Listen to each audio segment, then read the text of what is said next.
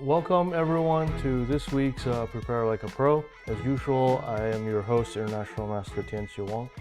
And today, I understand that our title is mildly controversial because it could mean a specific gambit variation, which I believe happens after e4. I think when I talk about this vampire chess, it's closer to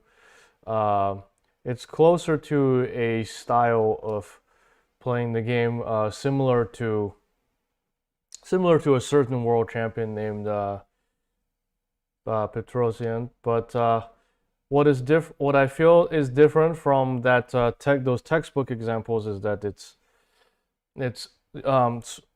as the game progresses, you'll begin to see that the losing side's position becomes dry, more and more dry, lots of immobile static targets, and in general, there is no sign of elasticity in chess.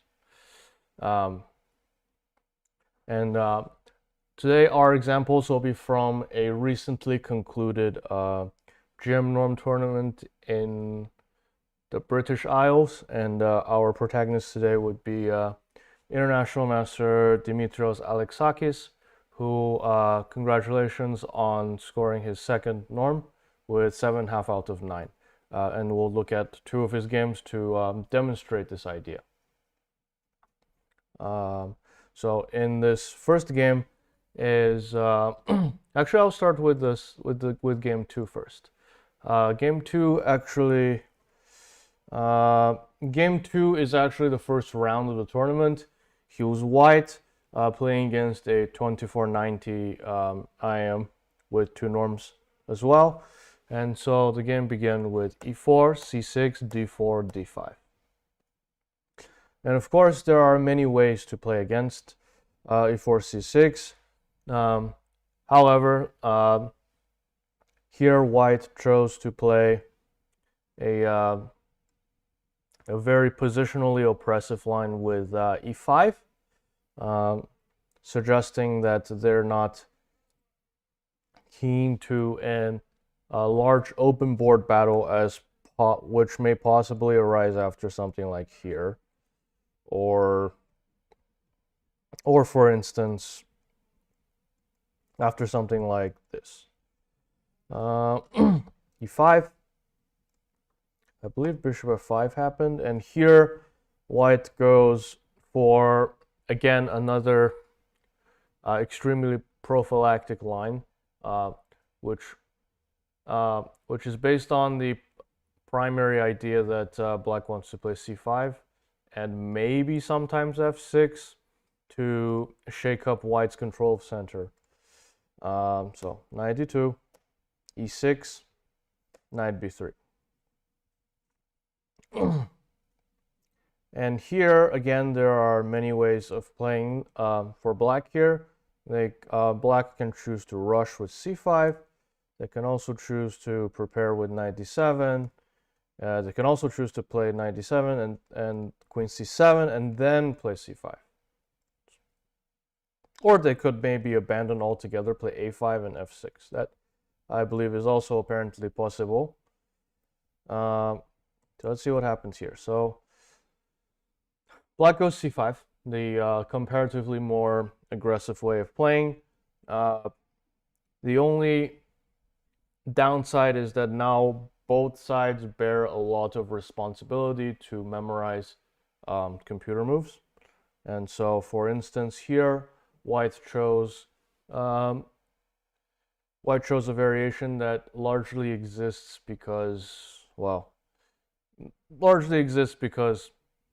of computer analysis. So white plays check. Black plays knight c6, and now we take this pawn because we realize that this move is not possible. And here, black is going to play bishop c5 because this knight cannot both defend a5 and c5 at the same time. And so white Actually, now I will pause here and let everyone consider here that if you are white, uh, how would you approach the ongoing conflicts on the queen side here?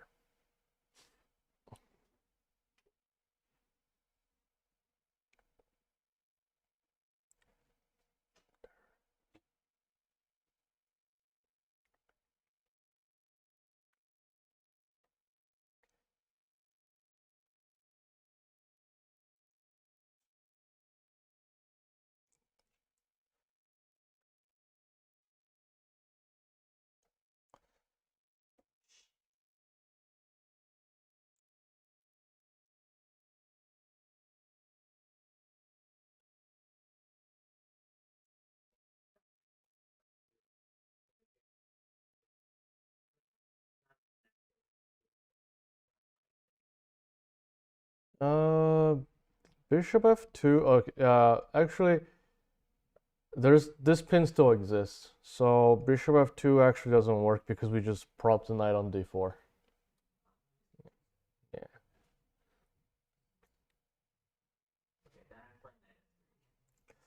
Knight f3. I'm actually not entirely positive if the knight should be going to f3 because a lot of these positions you would prefer for white would prefer to avoid this takes and then e5 is hanging. And so we play, and so here we realize that after knight c5 there is this check and then black takes here, and in general we have some light square issues. So what we do is that we want to take this bishop, but we will do it after we take this knight first. The idea, of course, is that after the idea is, of course, and now we have eliminated a knight from black, and of course we know that knight, unlike bishops, knights are not colorblind, and so removing the knight will mean two things. If black ever gets active on the light squares, there will be one less problematic piece for white to think about. And on the flip side, of course, when white launches some sort of positional offensive on the dark squares, again we have one less defender to worry about because black only has the knight on g8 to cover dark squares. And actually right now we have no idea how that even is going to happen. So queen c5, 92. So as we see here, 92 because we would like to avoid bishop g4. 97, castles, queen b6. Of course. Can we start with bishop e3? I thought that would be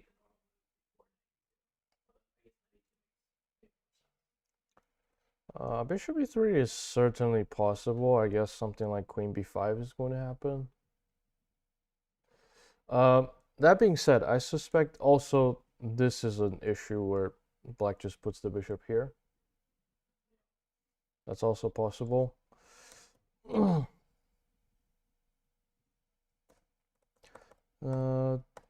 Yeah, so black goes back because they're ready to play c5, and also they are going to scaremonger white into not playing bishop e3 because this pawn is hanging. However, if you're white here, are you going to respond to the scarecrow? It's kind of crazy if they could take with broad feeling, but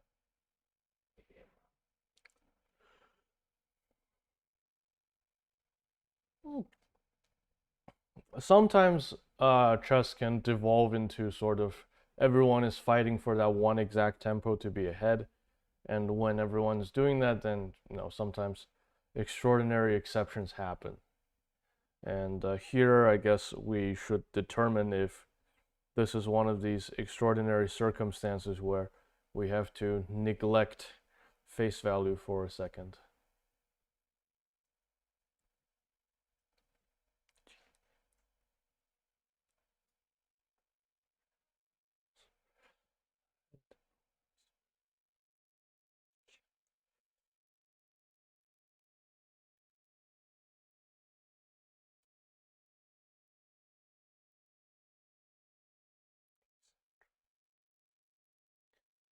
And so, as you may have noticed from my previous description, that in fact, white is going to ignore the pawn on b2. They will ignore the scarecrow on b6, and they play bishop e3.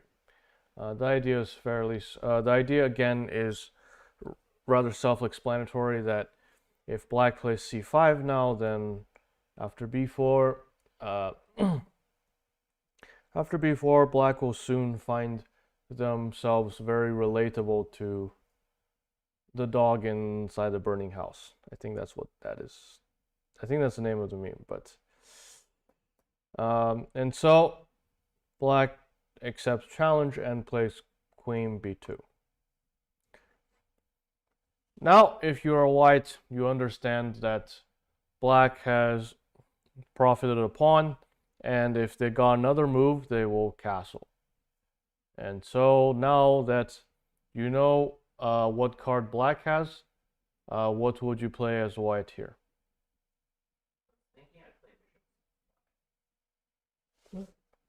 Bishop c5 is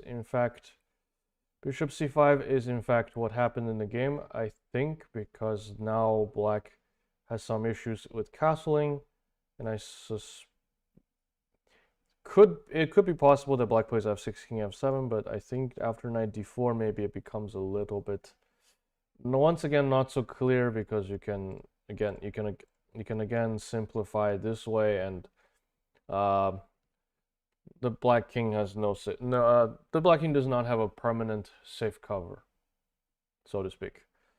And so here, I believe black made their first gap in judgment, committed their first gap in judgment, I would say. Black played queen b7 immediately with the idea to castle, right? This is again practicing and preaching CPR here.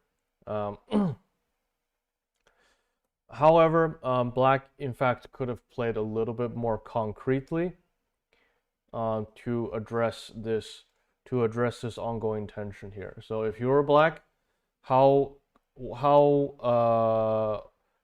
could you have played more concretely to force the bishop away?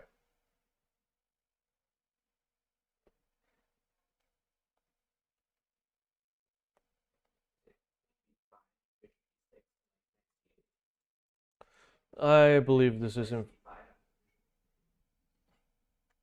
that is what black should at least try. I think white can play here actually, but I think after queen d3, no, we can play queen c4 here. So we control the light squares, and we're ready to take this bishop next.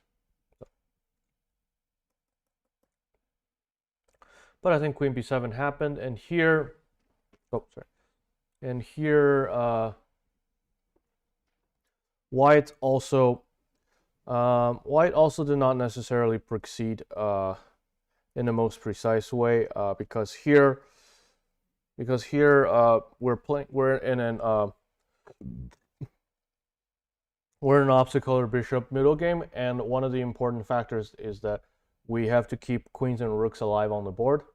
Otherwise, it might not be enough to justify why we're giving up a pawn out of nowhere for positional purposes. So I believe it did not make sense for white to play queen b3 here, even though it made sense. It made sense because white noticed that this pawn would be singled out if black accepts this queen trade here. But again, it's opposite color bishops, and the more rooks and queens you keep on the board, the easier it is for you to exploit the fact that your opponent's bishop can't defend against yours. Takes, king d7. No, you can just play knight d4, right? Because your knight's supposed to go there anyways. And I guess bishop g6, we can just play h4, h5. That's also possible. We can.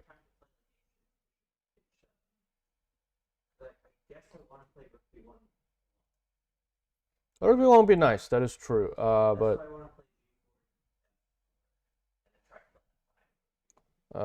I would not move the f pawn because black has this. But what I would try is maybe something like h4, queen g4, and h5, provided that this bishop is actually running back that way. Could I do it in the other way with the knight on e2, and then after bishop e4, I have knight g3 sometimes? So firstly, you need the knight to move, so there's g4. Well,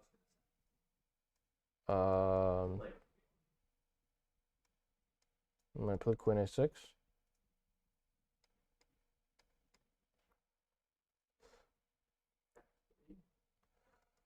So I have bishop h3. f2, I guess. then you can't pass. Let's see. I can play queen c4, right?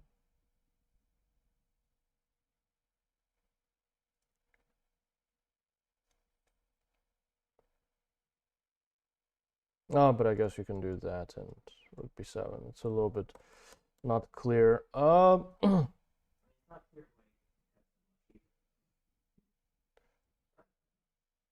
Yeah, I guess worst case black can just go here and play rook b8 that way.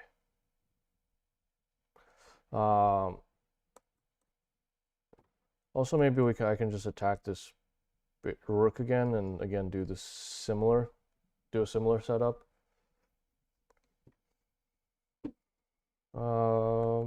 But yeah, I think I get the idea. Yeah, that you want to play rook b1.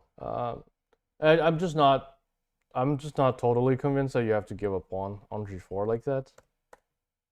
But anyways, let's return to our game. So now white wants to take on a7, but of course, white here is exercising some trigger discipline. They're going to get their pieces in position.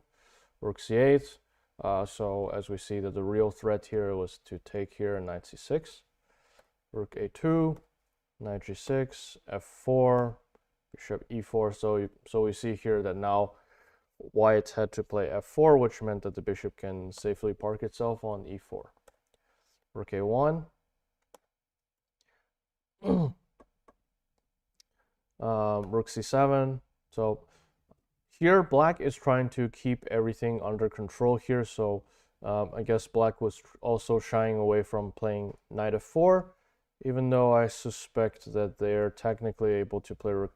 They're technically, after rook f1, they're able to play g5 and defend everything.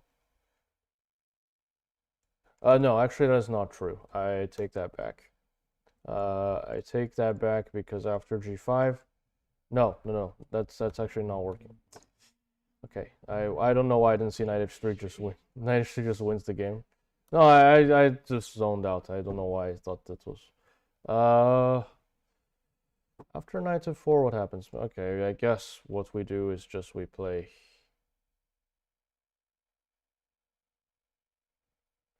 I guess we can just take here. We can just take here and come back here, and I don't know. I guess the game continues, but now, I guess black has some positional issues with this. Positional issues with dark squares around their position, I would say. So black plays rook c7 here, g3.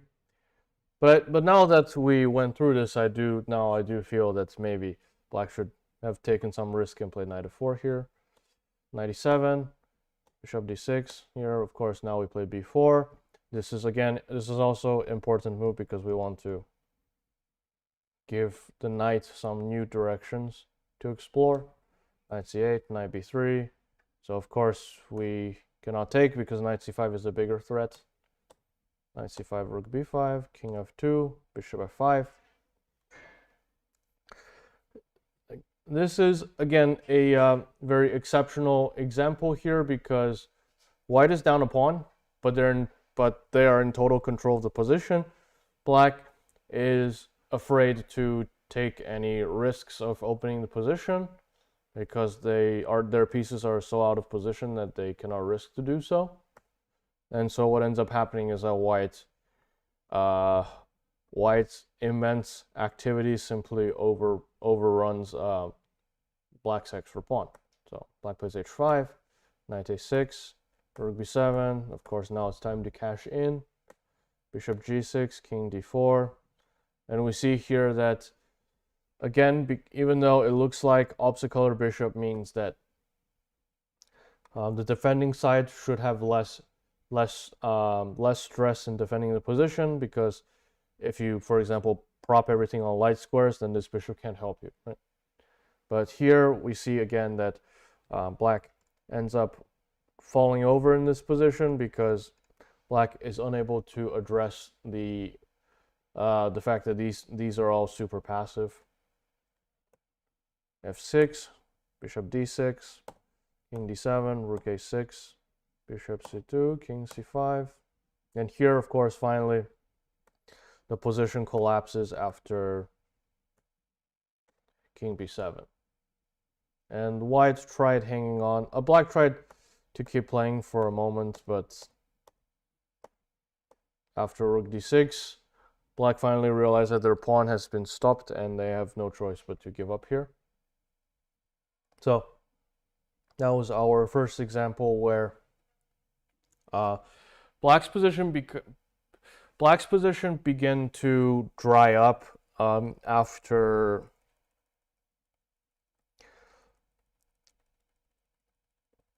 let's see. So actually the process began very early, I would say. So black's position began to dry up around here, because at this point, even though maybe if you plug it into a computer, it would say that the position is equal, but I find, but this sort of, 3-0 equality is sort of very structurally unsound, because as we saw later that black was not maintaining concrete activity for one move, and immediately they fell behind, and eventually their position collapsed because their pieces are just substantially more passive than white's pieces. And we see here that black was left with these static targets that white can simply sit on and collect interest in the most monopoly way possible. And so here, after this game, our protagonists move on to 1 out of 1 in the tournament. And so now we come back to game 1, which is in fact our second example here.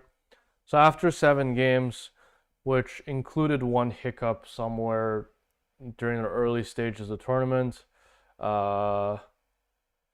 International Master Alexakis is at 6.5 out of 8, and 6.5 is usually enough to make a norm, but as I have noticed in the playing field, there were quite a bit of 2300s, which meant that most likely 6.5 out of 8 was not enough. One more draw was needed, and here that would have also sounded like a logical outcome for the last game with black, if all you need is to make a draw. All you need is a draw to make a norm. However, again, International Master Alexakis did not agree with this conventional notion here, and he again practiced and preached vampire chess upon his unsuspecting 2300 FIDE Master opponent, and went on to win the tournament with 7.5 out of 9. And do you know what tournament this was? I know it's in the British Isles. It's I think it's a Wood Green Invitational. Oh. Or the other way around. It's Yeah, wood and green, but I don't know which order the words are. Yeah. And so the game begins with d4, knight f6, c4, e6, knight c3, bishop b4. Let's see. Jared from YouTube is claiming that white was almost +4 early, but I need more elaboration on what early means, because I believe that when I looked at it, black was actually doing all right in the first game for a bit. So bishop b4, so this is a sort of multi-purpose opening. Black can try to play, black has enough chances to win, but also enough room to stay solid and not lose out of nowhere. That being said, sometimes white can try and claim everything I said was fraudulent by playing f3, which is of course one of the sharpest way you can play as white here, because you want to simply force e4 here. Many things can happen here. However, it is also, both sides are responsible for memorizing a lot of, again, artificially supported computer moves. And so white here chose to play e3, which is one of the most risk-free way to be just always a tiny bit better positionally. Here, let's see, what did black do? Black castles as usual, and bishop.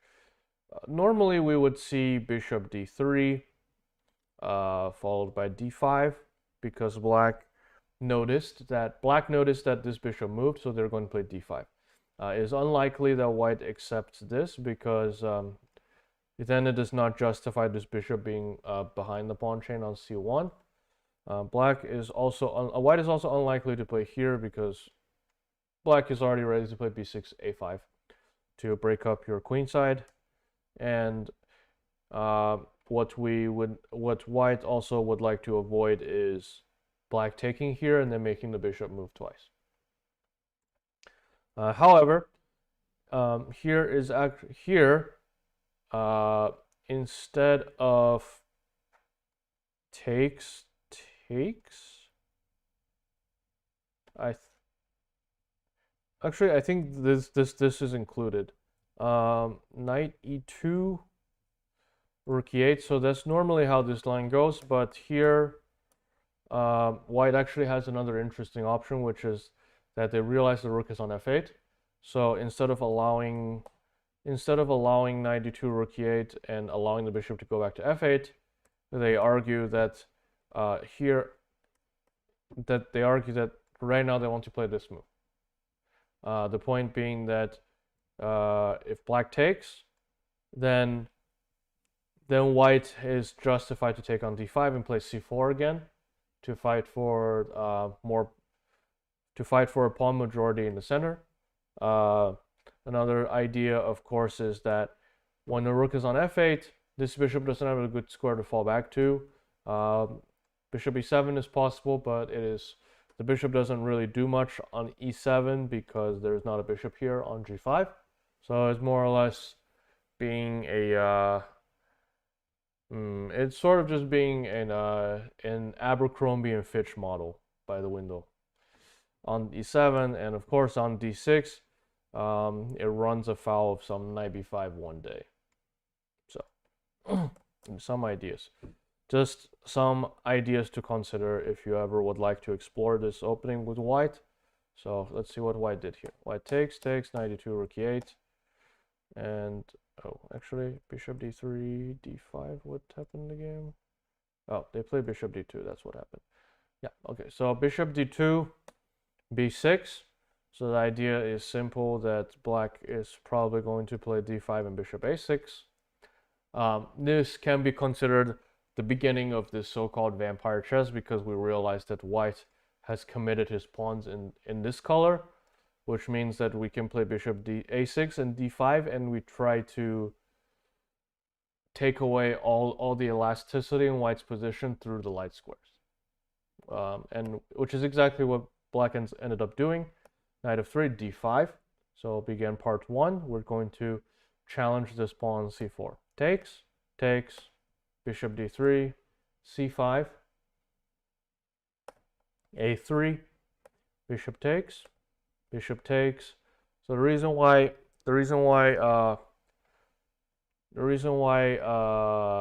white took this way is because they were confident that black was not going to play c4, and now after white takes on c5, they have this bishop that can be a major source of positional headache for black. However, I believe here black did in fact play c4, which means that after bishop c3, it is most likely it is most likely that white should try here, even though that after bishop a6, it also doesn't look that optimistic for white. In fact, maybe the problem started because you should actually play bishop d3 first and then knight e2. But of course, so white plays bishop c2 because they would like to retain some control of the e4 square, so this knight is not jumping to e4 for free, and then black proceeds with something like b5 a5, knight c6, and try to slowly positionally crush the bishop on c3. So black plays bishop g4, not really to pin, but mostly just using this g4 square as a midway point to rotate the bishop to g6. h3. So h3 doesn't really help, but again, I think white has made some questionable choices, and that being said, I do suspect we can try to play queen b1 here. The idea is that we just immediately unpin the knight and we put our knight on e5 or d2, for example.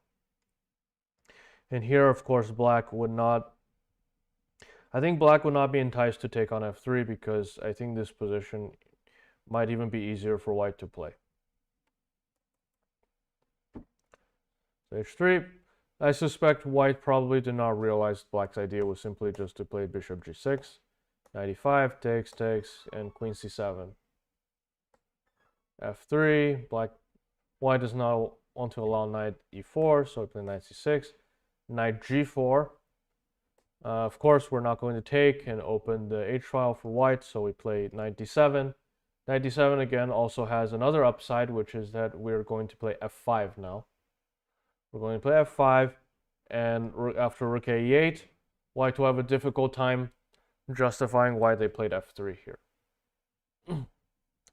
So white plays castles, f5, knight f2, b5, of course, same as the same plan as I have mentioned earlier, that we're going to play a5, b4, and crush white on the queen side. Of course, when you're under pressure from some flank pawn pushes, you try to fight back in the center, which is exactly what white did. However, here black simply ignored white and played a5 here. Black was betting on the fact that white had nothing after taking on d5, as well as that white is not going to play e5. Well, if we play e5, then simply after something like g6, rook e8, knight f8, knight e6, white can effectively give up in this position because their position has completely dried up, and also there's no way to stop queen b6 and b4, and simply being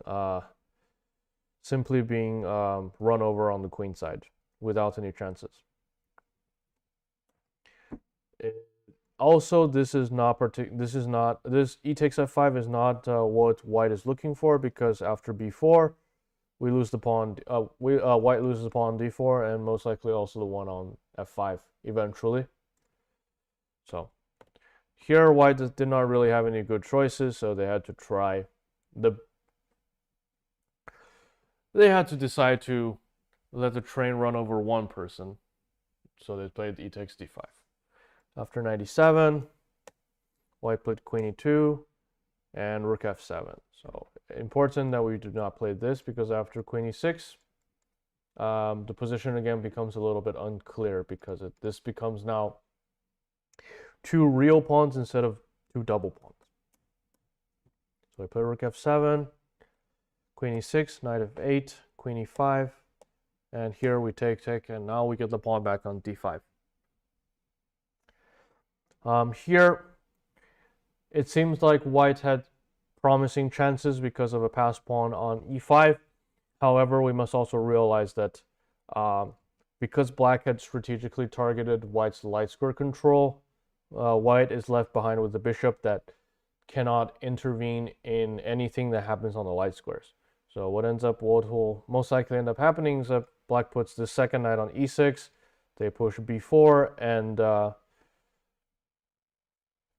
and just slowly give the c pawn the necessary support it needs to become a queen. Rook d1, rook d7, bishop e1, king f7. So of course, no queens on the board. It's time for our own king to come out and play. a4. Again, very strategic move from black because white was threatening to play a4. And we could not take our eyes off of our a5 pawn, so we had to play a4 to lock up everything. Rook d2, rook d8, g3 to play f4, knight e6, h4, h6. So again, our idea is to play g5. Rook d1, knight c5, rook e2, king e6. And here, after bishop a5, black could have chosen to play a little bit more passively and conservatively with rook g8, with the idea to play g5. However, black, sensing that the time has come to immortalize himself in history, decided to go all in here. And so, if you were black, how would you go all in here on the d file?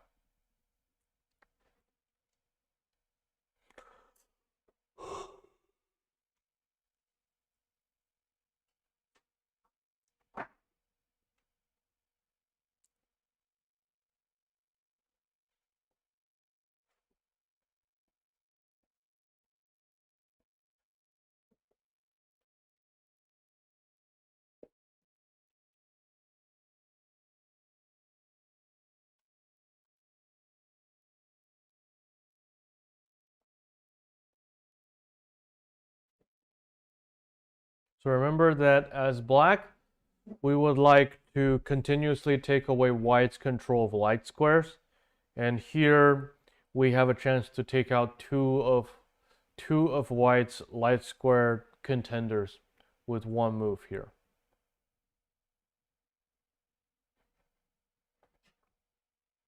Well, we have some ideas here.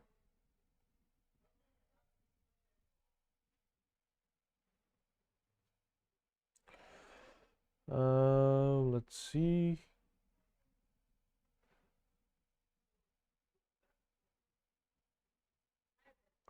Let me see why it does not work.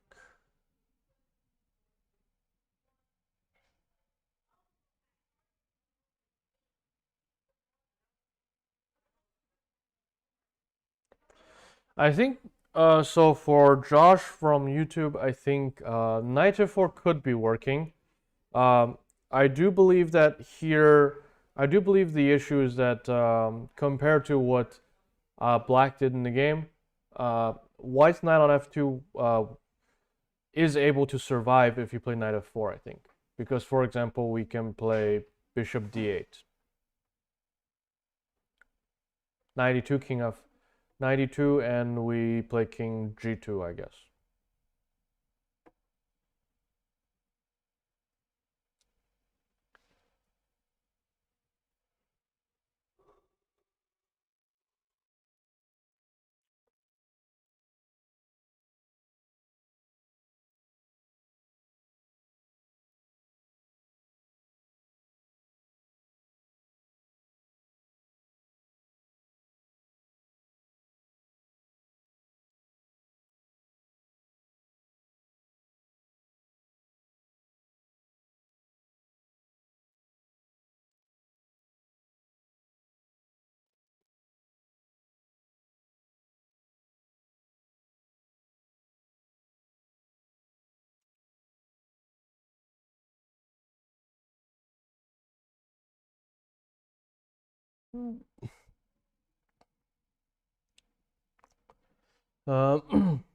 And so, but Josh probably had the closest idea here because we want to.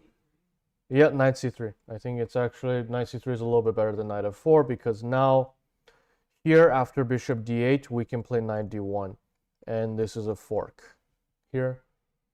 So white has to allow black to take the knight on f2, and then we gain control of these squares. So here, what did white play? I think they took this knight and allowed here, and rook d3. King g2, g5. Here we see that white is not down material, but again we see what is happening in white's position. White's position is drying, and here white has a lot of static targets. The pawn b2, the pawn a3, the bishop on c3, and this pawn e5 is also, they're all considered static targets because black's rook and knight can maneuver around them and apprehend all of them one at a time.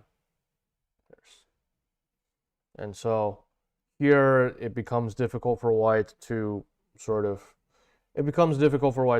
out what to do at each move because they might lose one of these static immobile targets immediately if they play even a little bit not precisely. So white played bishop d2. Here black plays g4. White takes, somewhat in a desperate attempt to simplify pieces to reduce liability. White plays bishop b4, knight b3, rook e4, but here we play rook d4. We play rook d4 because I think we wanted to protect the pawn g4, but also we did not want to move our king on e6. So we play rook d4. Now we play knight d2. Here again we see that because white's position has dried so much, they did not dare to take on d2, which normally would have helped them to make a simple draw here, but not so much here because black takes and just picks up all the pawns. Rook h1. Again, white is living off of some false hope, but here we see that the hope was quickly crushed because after knight e4, this knight is controlling the c3 square, so there's no bishop c3 and hoping for a cheap win at the end of the game. So king e5, rook h5, king e6, rook b5. Looks like white is again making some hopeful progress towards survival, but again black puts these thoughts to rest because they play rook d3, attempting to create a new pass pawn on g3, and after bishop e1 we play rook b3. White plays rook b4, takes, and here we see that even though again material is equal, that white is in fact hopelessly lost here because we have no chance of stopping the king from simply walking down this way and picking up all of white's pawns on the queen side. And at the same time, what do we realize? We realize that white has completely lost control of the light squares, so that all of these pawns cannot be touched. So bishop f8, king d4. White tries to live in denial for a little bit longer, but here finally black rings the bell and says time is up. Knight b2, king e3, c3. And here, unfortunately, white's time runs out because black plays c2, and for example, if you play king g4, then here and after knight e3, the pawn crosses to the finish line. And so here white played bishop c3, but of course this is already lost. Knight a3, king f5, knight c4, and here white finally acknowledges that black's pawn is a lot higher up than white's pawn, so it'll simply be a one-sided queen and knight against the pawn. And with this win, our protagonist wins the GM Norm tournament, 2 full points ahead of the rest of the field, as well as scoring his second GM Norm.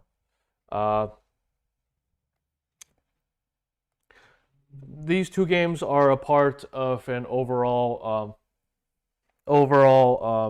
large series of what I intend to show to everyone, the little things that professional chess players look for when they attempt to create asymmetry. And one of the asymmetry examples would be that we're not necessarily keeping the game symmetrical, but we're slowly, through some innocent looking pawn maneuver, innocent piece exchanges, that we're slowly taking the life out of positions, and once our opponent's position completely dries, we move in and we just play the most linear chess known to humanity, and we pick up material advantage along the way. I hope we are able to learn a lot from International Master Dimitris Alexakis tonight, and I hope you are able to apply some of his positional techniques in your own future games. Thank you everyone for watching. This has been International Master Tianqi Wang with Prepare Like a Pro.